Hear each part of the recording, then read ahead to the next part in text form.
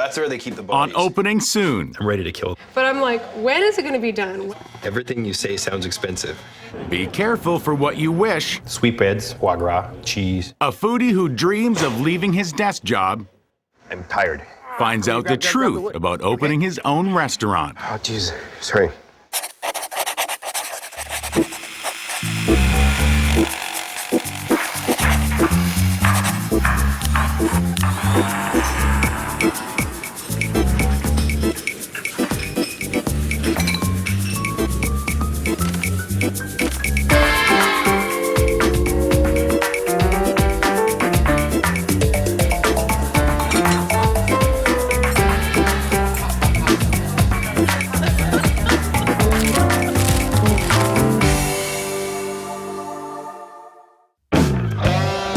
This is Bay Street, Toronto's financial district.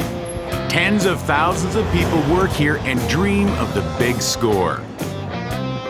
Ed Ho was one of them, a portfolio manager for 10 years. Your success dictates how your mood is. And if you're having, not having successes in the investment game, you're really miserable. Ed likes to be happy, and nothing makes him happier than food. Sweetbreads, foie gras, cheese, shellfish, chicken wings, lobster, oysters, french fries, anything deep fried, really. Anybody that knows me at all realizes that I have no sense of moderation. So, guilty. Ed developed his love for food as a boy on trips around the world with his parents. His father was a physician and always said he would retire to his cottage and devote himself to photography, his true passion. Ironically, he died in a car accident going down to the cottage before he ever got to retire. 2 years ago, with his wife Daniela's blessing, he called it quits on Bay Street to chase his dream. I've known about the fact that he was gonna start a restaurant from probably, day 3 of meeting him. And it's really partly driven by my desire to make sure that I fulfill my life dreams while I still have a life. And it was always just a question of when. Today, he closed a deal on a space where he thinks he can make his dream happen. Congratulations.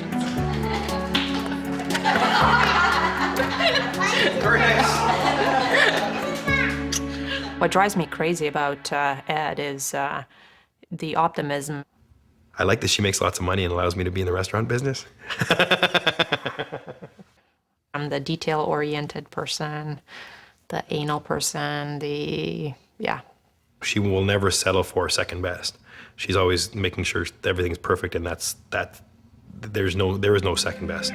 He's taken his retirement funds and bought this failed restaurant and the building it's in for $1.2 million.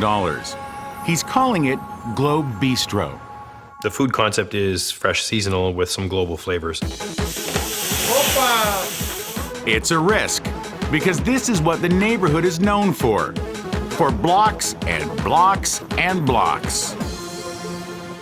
Well, my parents thought I was insane. To do something like we're doing, if you're not totally optimistic about the outcome, there's no way you'd ever finish. They actually really thought that I had, both of us had just completely lost it. Ed has set aside $500,000 to renovate the place. He knows that even with that budget, it'll be a challenge. When I first saw this place and I walked through the door, initially there was a waiting room in the front. It looked like a waiting room in a funeral parlor or in a French brothel. Dramatic to a point of being gaudy. It was so melodramatic almost, the way that it was decorated in the blacks and the purples, that I was almost scared. Then there's the kitchen.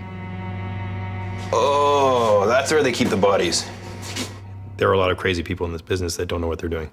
I don't want to pass judgment on the former management, but in the kitchen you need to have a lot of love, you need a lot of care, and you need a lot of maintenance. It's just a disaster. The electrical is, I'm surprised the fire marshal hasn't shut this place down. Opening night is 3 months away. It's real now. There's no turning back at this point. From his background in business, Ed knows that this is going to be a bumpy ride. But there's no doubt there are some really big pluses. Oh, that's beautiful. For a guy who thinks food is better than pornography. I tend to do everything to excess. In doing due diligence for the restaurant, that's what I'm telling the tax man, right? Due diligence for the restaurant. Who have been eating out in every restaurant in town, stuff that we haven't tried, we'll drive out of our way to try something just because somebody's told us it's good and we should check this out. Ed's also done his due diligence about a chef. He's hired Mark Cutrara. Mark's gonna make our food special.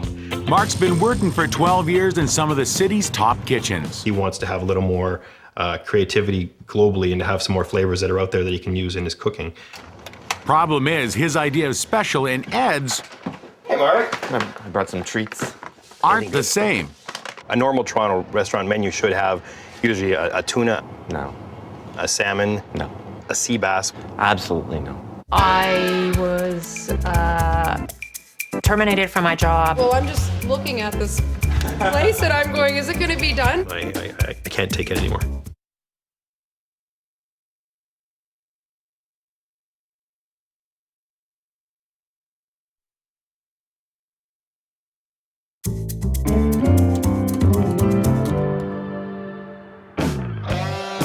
In Toronto, a successful portfolio manager has thrown away his past It really sucked. to make his passion his future. And it was always just a question of when.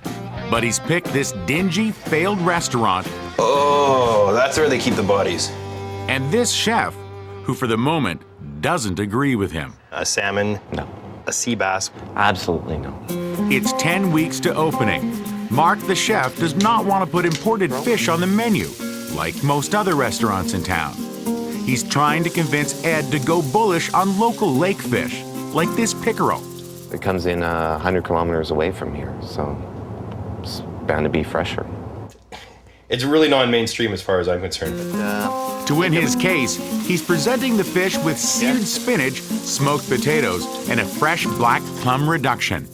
It's not what you'd see generally on a menu that we're used to seeing on Bay Street. I never order fish in a restaurant. That's true. Since it's food, Ed's a pushover. I could eat that. It's not what I expected. No. Good. It's very good. That's a good dish, Mark. Thank you. The next week at the restaurant, bit by bit, the French bordello starts coming down. But there's been some surprises at home. Well, I was terminated from my job.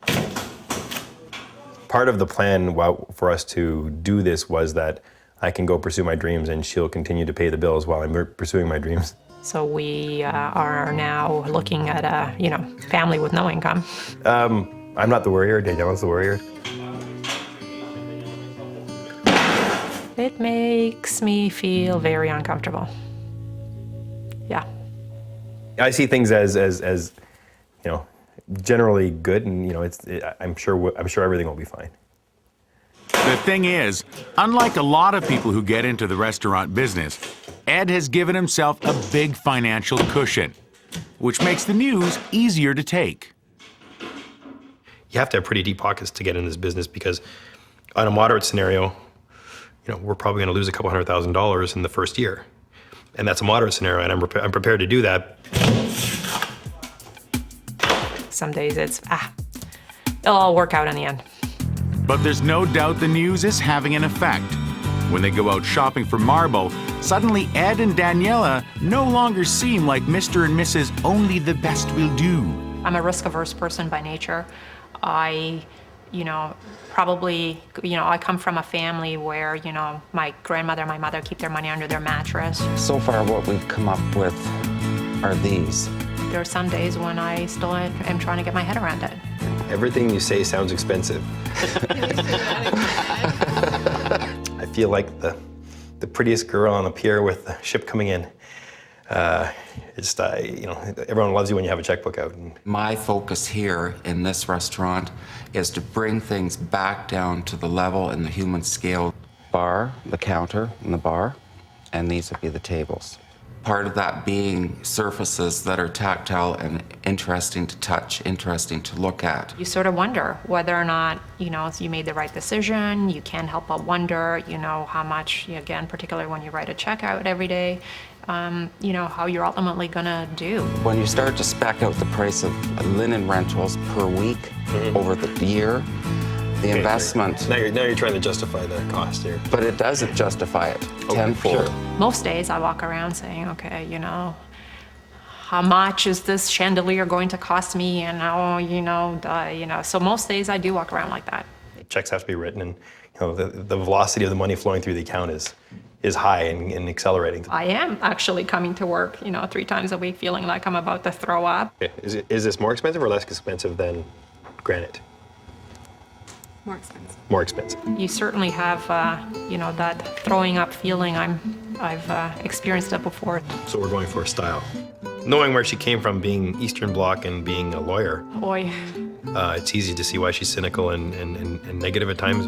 Then again, back at the restaurant, the high-level discussions about the menu aren't helping to calm Daniela's nervous stomach. corn dog thingy. The reason why I call it a corn dog thingy is that I want to be able to switch it around, change it up with one day do a lobster tail as a corn dog. Next day, chorizo, we could use chorizo the next day, or a shrimp, or a scallop. Is the concept that we would call it that on the menu, corn dog thingy? Everything tastes good in a corn dog batter. That's true. Yeah. And everything tastes better fried? It's just It's like conversation the corn piece. dog thingy of the day? Exactly. Like Exactly. the special of the day? Right. Okay. But the truth is, there's cause for concern. It's only 4 weeks till opening, and this is what the place looks like. Where I'm frustrated is that if it takes more labor or it takes more trades to come in to do things, well, let's just get them and do them. And it's not working out that way. They're still building the stairs. The electrical's not been done.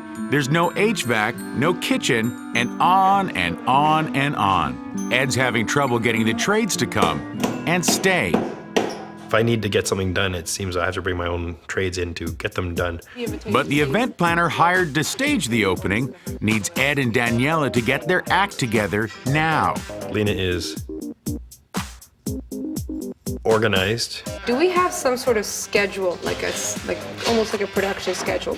somewhat anal. Well, I'm just looking at this place that I'm going, is it going to be done? Okay, controlling. But I'm like, when is it going to be done? When's the Right. timeline? She likes things her way. If you're not ready in time, and it puts a lot of pressure on the publicist and the planner. This is all very negative thinking. I'm not trying to be negative at It's all. I'm just simply contingency trying to say planning. that we need to have a plan B. But there are some certain fundamental things that she should just be able to do on her own. Like, you have a lot of responsibilities. I think, considering I've never done this before, I think we're doing okay though. I'm ready to kill though. I can't take it anymore. So this is gonna be a stainless steel screw stew. I'm so tired.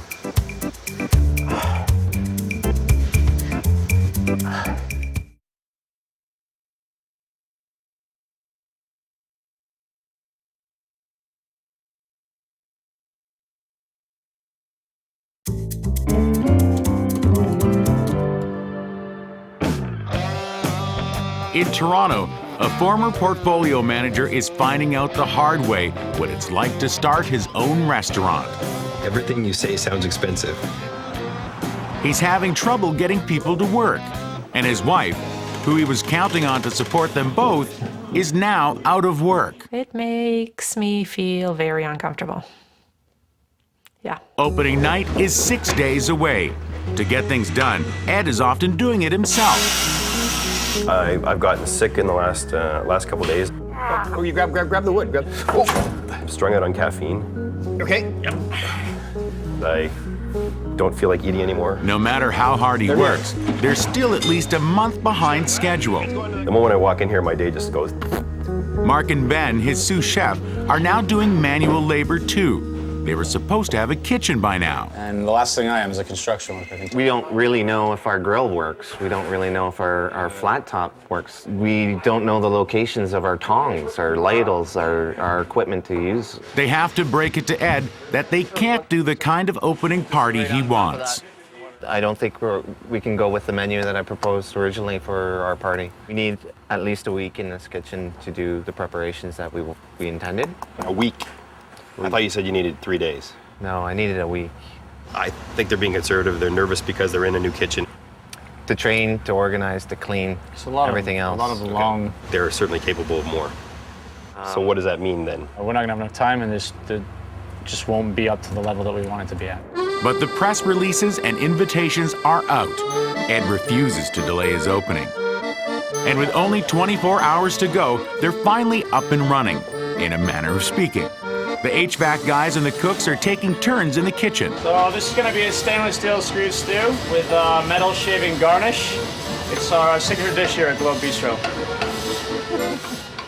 In the front of the house, the architect has arrived. Ed needs him to sign off on the work that's been done. No signature, no opening. You've heard of a photo finish?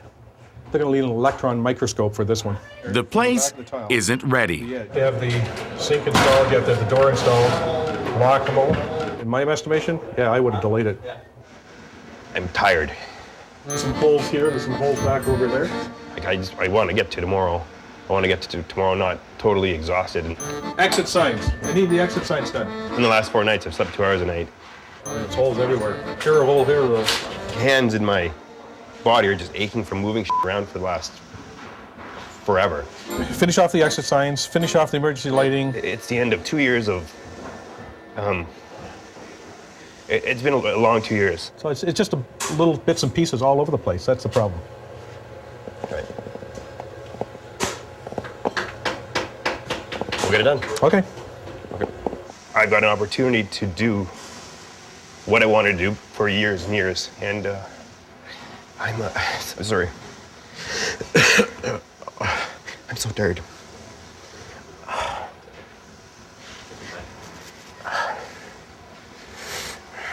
Opening night is 20 hours away.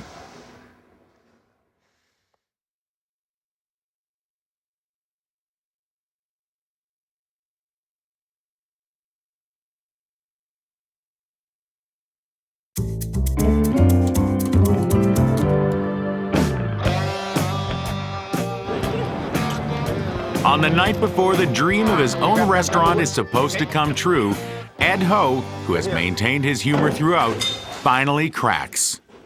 I'm so tired.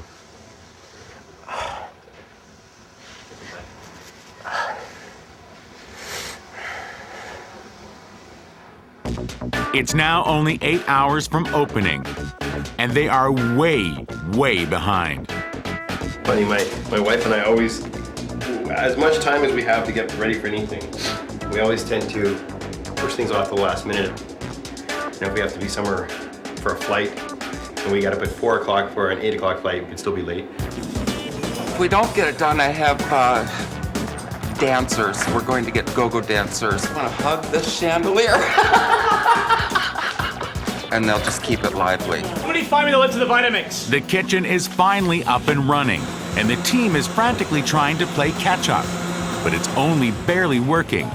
There's no hot water, there's no refrigeration. Not running. I'm going to have a panic attack because I need to get this done.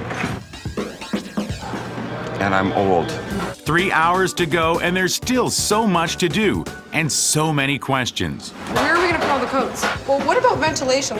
Do I have your consent to buy toilet paper? What if it gets too hot in here? I'm going to go for a manicure because look at these hands, Madge. Not good. Watch the wall, watch the wall. For Ed, it's finally sinking in what he's done. It was really a selfish thing for me to do to alter our lifestyle this much. It's really nice for $1,000. I don't think she's quite accepted the fact that our lives have changed as much as they have. Ed Ho fell in love with this space years ago as a frequent patron at this failed restaurant. He thought it could be much classier, inviting, even sexy. This is what he wanted. Ed thought it used to look like a bad French brothel. But tonight, Globe Bistro is sleek, modern, and cosmopolitan. Just for 2 minutes, everyone takes one thing. If it looks like it's out of place and doesn't belong there, put it downstairs in the hallway by the bathrooms, and then we'll sort it out from there. Okay? Anyways, have fun and smile a lot. Ready or not, it's time to roll out the carpet and start the party. Nice to see you. Thank you for coming. The kitchen has risen to the occasion with black pepper gnocchi with wild mushrooms in black truffle broth, lamb kofta with baby arugula in a cumin chili yogurt sauce, You figure food and music are the most fun you can have in public with your clothes on. Wonderful. Ontario spy apples, caramelized in thyme and lemon, wrapped in prosciutto, There we go. pan-seared pickerel with smoked potato hash and black plum emulsion, Fantastic. Tastes are also amazing. And that is a sexual experience. and for dessert, churros or Spanish fritters with cinnamon chocolate sauce and creme anglaise. Wonderful. I love you all. Thanks, If Ed Ho ever had doubts about leaving his former life, they are gone tonight. Why would you go to leave a paying job to do something like this? And it really comes back to, if you could do anything in your life, what is it that you'd want to do? And this is something that I've always talked about all my life, waiting for my retirement to do this, realizing when my retirement might have come along, but I wouldn't have the energy to do it. So, welcome to my retirement party. Happy retirement, Ed. But really, who are you kidding? Here's to everybody. Thank you.